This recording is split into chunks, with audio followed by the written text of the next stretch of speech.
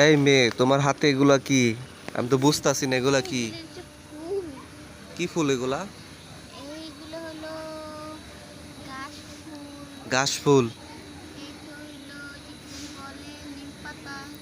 এগুলো হলো নিম পাতার বিচি। নিম পাতার হ্যাঁ, নিম পাতার বিচি তো এগুলো। তো তোমার ঈদ গেল কেমন? ঈদ গেছে ভালো, অর্ধেক অর্ধেক ভালো। কেন অর্ধেক ভালো না কেন? অর্ধেক ভালো না, আমগো বাসায় যেতে পারলাম না। ও, তো তুমি বাসায় যাবা কবে? যামু আর কয়েকদিন পরে যামু। কবে? 4-5 দিন পরে। 4-5 দিন পরে? তোমার কে পাঠাইবো বাইতে? হ্যাঁ, তোমার কে বাইতে পাঠাইবো? আমি যামু গা।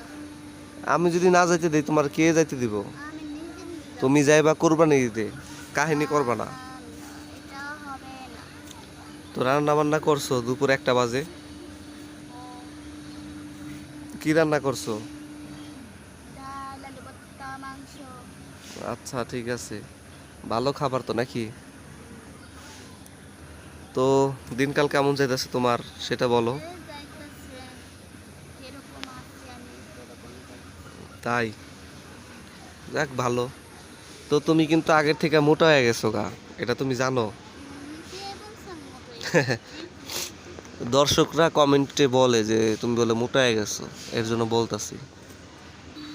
ঠাটা পড়া দুপুরবেলা আমার সখী বইসা রইছে গাছতলায়। যারা ঢাকায় থাকেন তারা তো ঢাকার জ্যামের ভিতরে আছেন, কিন্তু একটু গ্রামে যদি ঘোরাঘুরি করেন আপনাদের মনটা হালকা হয়ে যাবে।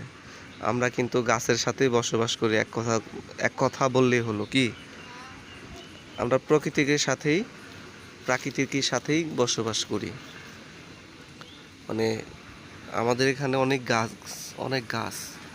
ওই যে প্রতিবেশীর সাইটে বিল্ডিং বানাই যাচ্ছে,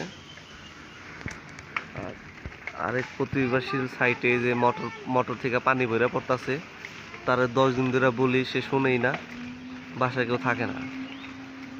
আর এই সামনে আমাদের এই যে এত সুন্দর একটা ভিউ, এই যে সামনে আমাদের এত সুন্দর একটা ভিউ।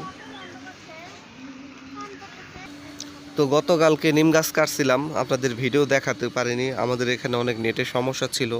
তো 2 টন থেকে 3 টন হইছে। এই গাছগুলো আমরা কি করবা, গাছগুলো দেয়া ড্রেসিং টেবিল, আলমারি। Dressing table. তো